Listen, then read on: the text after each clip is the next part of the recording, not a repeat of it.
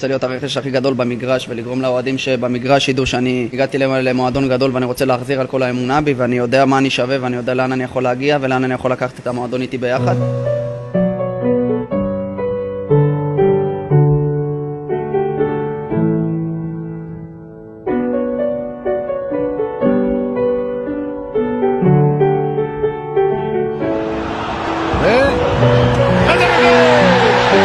זהו שער ראשון לדולב חזיזה, והאיש בהצחאות טובו לתוך הרחבה וכדור אחד ו2-0 חזיזה שמעביר את זה וזה מגיע אליו שוב, חזיזה בשמאל, איזה כדור!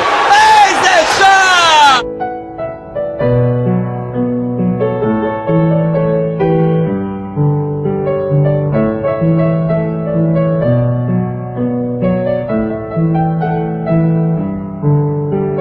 עוד כדור שעולה